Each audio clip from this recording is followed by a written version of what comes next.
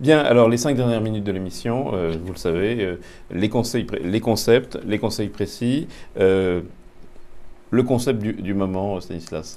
Il y a un secteur qu'on apprécie, c'est la pharmacie. C'était un secteur très à la mode à la fin des années 90 et au début des années 2000, qui a fait un de-rating complet depuis 10 ans. Oui, on ne peut pas dire que ça est surperformé. Oui, exactement. Un de-rating complet, alors sur fond de concurrence des génériques, de perte petit à petit des brevets. Et aujourd'hui, on retrouve des niveaux de valorisation assez attractifs, de la visibilité, de la croissance dans les pays émergents, puisque petit à petit, ils font leur entrée. Pour Sanofi, c'est 40% du chiffre d'affaires dans les pays émergents. Un rendement dividende qui est assez appréciable pour ces sociétés-là.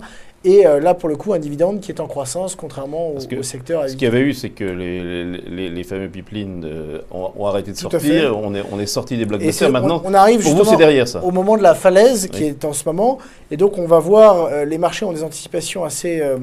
on va dire prudente pour ces sociétés-là. Oui, on anticipe toujours un peu trop. Exactement. Et on va se rendre compte que finalement, évidemment, elles perdront énormément de chiffre d'affaires sur la baisse, mais tout ça est aujourd'hui complètement intégré dans les cours. Et en revanche, ces sociétés, par exemple, si on prend le cas de Sanofi, ont trouvé des relais de croissance dans les pays émergents, dans les compléments animaux, enfin dans toute la médecine pour les animaux. Et donc, les biotechnologies, vous jouez là, cette semaine, on a eu une annonce qui avait fait flamber Nicox, par exemple. Tout à fait. Alors, les biotechnologies, c'est un sous-secteur. C'est vrai que c'est vraiment valeur par valeur, parce que soit la valeur obtient ses accords et commercialise son produit et entre guillemets c'est le jackpot, soit ça échoue, le produit n'est pas agréé par la FDA et dans ces cas-là il y a plus de valeur. Donc la biotechnologie c'est vraiment au cas par cas. En revanche sur la pharmacie au sens large et Sanofi en particulier, on est confiant. Dominique, le concept du moment. Le concept du moment, c'est toujours les valeurs de qualité. Alors, les valeurs de qualité qui, entre guillemets, ne se payent pas trop cher. C'est beaucoup ça. La qualité à prix raisonnable. On a des valeurs qui sont bien revenues. Tout de même, une valeur comme Publicis et plutôt se paye 10 fois les bénéfices. Certes, on peut s'attendre à une décroissance, une moindre croissance, pas une décroissance, oui. Mais des valeurs comme dans les médias, même comme Ipsos, c'est même chose. Donc, quand vous dites valeur de qualité, vous définissiez la qualité comment? La taille, le pricing power Le pricing power, le bilan, la position concurrentielle. Bien. Donc, WPP, Publicis sont des valeurs de qualité. Bien. De qualité. Une grande valeur, Stanislas. Alors, j'en ai parlé un petit peu tout à l'heure, mais c'est BMW. Qui offre à la fois de la croissance, un bon mix géographique, un renouvellement de gamme qui s'est fait au fur et à mesure et qui aujourd'hui fonctionne très bien, notamment avec le nouveau X3, la série 5, un bilan extrêmement sain avec quasiment un quart de la capitalisation qui est en cash présente dans le bilan, une famille aux commandes qui a toujours 45% de la société et qui la contrôle très bien, une société qui a perdu un peu plus de 15% récemment avec les craintes de ralentissement dans les pays émergents, donc peut-être un petit peu encore à court terme de volatilité sur le titre. Néanmoins, on pense que c'est un titre très bien positionné à moyen terme.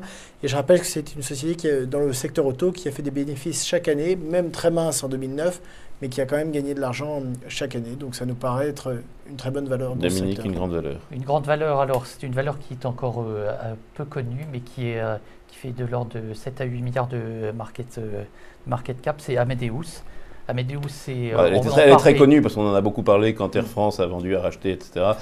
On parlait d'Air France tout à l'heure, c'est justement le fournisseur de codes pour les voyages auprès des compagnies aériennes et des agences de voyage et des solutions IT pour les compagnies aériennes.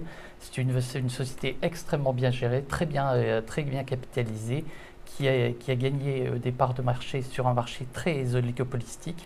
C'est justement la peur, c'est d'être lié à un client. Oui, mais en fait, le nombre de compagnies aériennes est suffisamment élevé pour ne pas avoir cette dépendance aux clients. Et c'est une société qui a gagné en l'espace de 10 ans 15 points de part de marché, qui aujourd'hui commence à investir sur le marché américain avec des acteurs qui est très en retard. Qui est très différent d'une autre. Très différent d'une autre et sur lesquels ils gagnent des parts de marché. On l'a vu avec un accord avec Expedia, on l'a vu hier encore avec un accord avec une agence de voyage, une agence spécialisée. Donc une valorisation. Il y a une vraie barrière à l'entrée dans ces métiers-là. De vraies barrières à l'entrée. C'est ça l'inquiétude qu'on a forcément. D'autant plus que ils ont supposé un nouvel entrant, puisque American Airlines avait passé un accord pour développer un système GDS avec Hewlett Packard et cet accord vient d'être dénoncé. Donc ça démontre bien la barrière à l'entrée. La barrière à l'entrée. Un joker pour finir, Stanislas. C'est une question difficile en ce moment parce qu'il y a une partie du marché qui... Vous serez pardonné d'avance si ça se passe moyennement. Qu'est-ce qu'on pourrait donner? On pourrait parler d'Altran, qui est une société en retournement, avec un nouveau management qui a repris à bras le corps, qui a modifié, enfin a coupé ce qu'il fallait couper, qui est aujourd'hui, alors certes très lié à l'avenir économique de la zone. Néanmoins, on pense que s'il réalise les objectifs, il y a un potentiel très important. Très bien. Sur cette Et du retard, en fait. Parce qu'après avoir été la chérie des marchés, elle a été surpersanctionnée, ce qui est relativement et classique. c'est le principe du joker, c'est un peu... Dominique, le joker. Le joker, aujourd'hui, ça sera Aperam. Aperam, c'est à la fois une valeur industrielle qui est dans un métier extrêmement difficile, exactement surcapacitaire. C'est quel métier, précisément? C'est le métier de l'acier inoxydable. Donc un métier sur lequel la consolidation commence à prendre part, puisqu'on avait 4 acteurs en Europe principalement, qui étaient Thyssen, Outokumpu, Acerinox et Aperam. Donc Aperam, spin-off d'ArcelorMittal. Les 2 acteurs principaux que sont Outokumpu et Thyssen ont fait une consolidation en début d'année pour créer le groupe Inoxium. Deuxième élément, Aperam est bien implanté au Brésil. Le Brésil voudrait implanter une taxe à l'entrée, donc permettre donc ils sont protégés. Eux, ils sont protégés. Une hausse des prix pour Aperam. Dernier point, le Real vient de baisser assez fortement et permettre des exportations vers les États-Unis. Donc un peu de cycle quand même. Un peu de cycle. Eh bien, ça sera la conclusion. Merci. Rendez-vous jeudi prochain, même heure, même endroit. Au revoir.